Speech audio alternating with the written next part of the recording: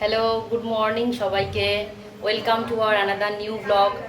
তো তোমরা আমার অনেক দিন ধরেই ব্লগগুলো দেখছো, আশা করি যারা দেখছো তাদের ব্লগগুলো কেমন লাগছে, রান্নার ভিডিওগুলো বা আদার্স যেই ভিডিওগুলো আছে সেগুলো কেমন লাগছে আমাকে অবশ্যই তোমরা কমেন্ট করে জানিও। আর অবশ্যই সাবস্ক্রাইব করতে ভুলে যেও না, প্লিজ সাবস্ক্রাইব করে দিও যারা আমার নতুন বন্ধু। আর লাইক করে দিও, কমেন্ট করো।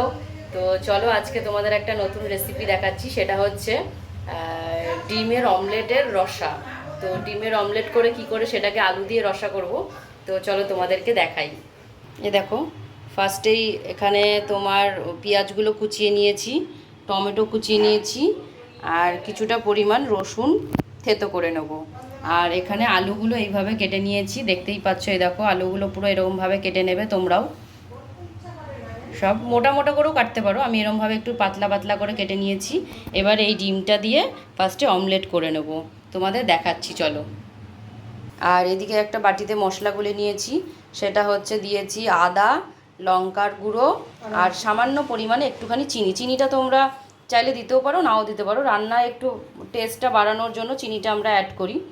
তো এইটা ফার্স্টে এক সাইডে মশলাটা গুলে নেবে। এই দেখো, 3টে ডিম ভেঙে নিয়েছি, একটুখানি 1 চিমটি নুন দিয়েছি। নুনটা তোমরা পরিমাপ করে দেবে, কেননা নুনটা রান্নাতেও পরে আবার লাগবে, সেই হিসেব করে তোমরা নুনটা দেবে। 3টে ডিম ভালো করে গুলে নেব।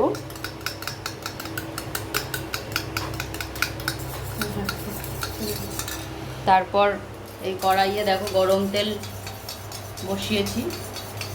এবারে যেরমভাবে ডিমের অমলেট করো তোমরা সবাই, সেরমভাবেই ডিমের অমলেটটা করে নেবে। এইভাবে ডিমের অমলেটটা করে নেব। এই দেখো, অমলেটটা ভেজে নিয়েছি, এরমভাবে ভেজে পিস পিস করে নিয়েছি।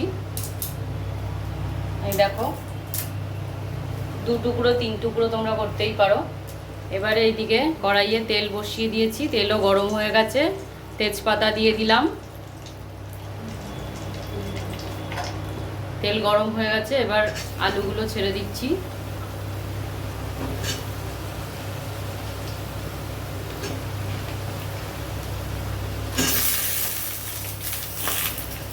আলুগুলো একটু ভাজা ভাজা করে নেব।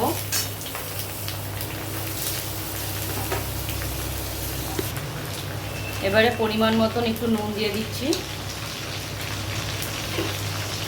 আর পরিমাণ মতন একটু হলুদও দিয়ে দেবো। এই যে পরিমাণ মতন হলুদও দিয়ে দিলাম। নুন হলুদ দিয়ে এবার ভালো করে আলুটাকে ভেজে নেব সুন্দর করে।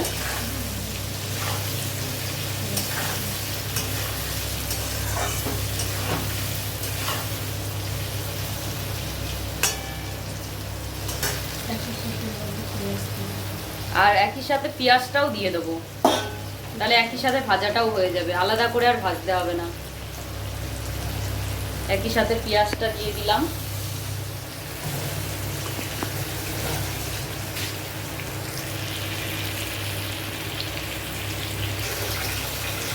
এই থেতো করা রসুনটাও দিয়ে দিলাম, একই সাথে একটু ভাজা ভাজা হয়ে যাবে।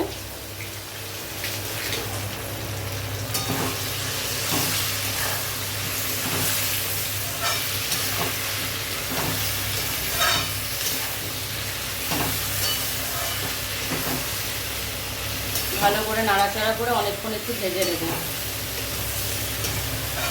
তোমরাও একটু ধৈর্য ধরে অনেকক্ষণ একটু ভেজে নিও, না হলে কাঁচা কাঁচা থাকলে আবার ভালো লাগবে না।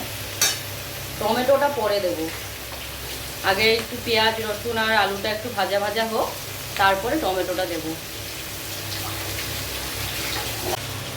এই যে আলু পেঁয়াজ রসুন সবটাই ভাজা হয়ে গেছে, এবারে দিয়ে দেবো টমেটো কুচি।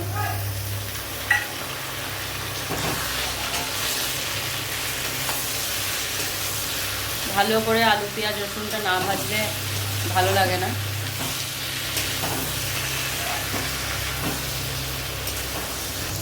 দেখো, টমেটোটাও মোটামুটি সেদ্ধ হয়ে গেছে, গলে গেছে। এবারে ওই মশলাটা দিয়ে দেবো, আদা বাটা আর লঙ্কার গুঁড়ো আর চিনি একটুখানি।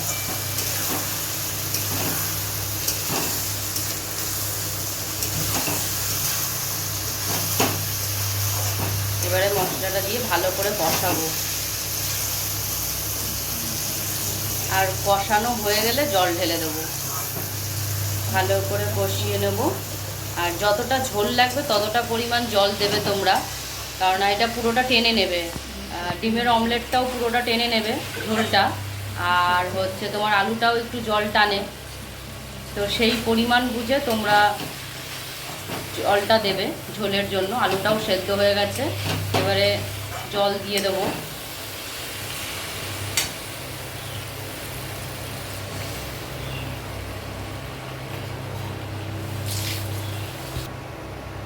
দেখো জলটা দিয়ে দিয়েছি, আমরা এতটা পরিমাণ জল দিলাম কারণ ডিমের অমলেটটা টেনে নেবে, তো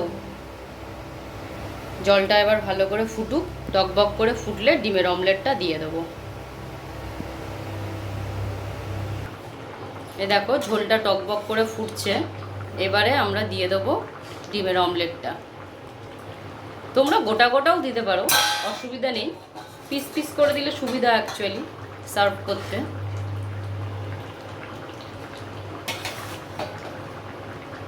এরকমভাবে এক এক করে সব দিয়ে দেবো।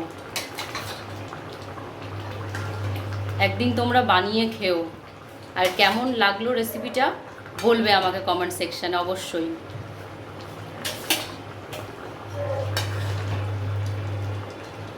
সব সময় তো ডিমের ঝোল, ডিমের কারি এইসব খেয়ে খেয়ে একদম মানে আর ভালো লাগে না, তখন তোমরা করে ফেলবে এই ডিমের অমলেটের এই আলু দিয়ে রসাটা, আর খেয়ে বলবে কেমন লাগলো।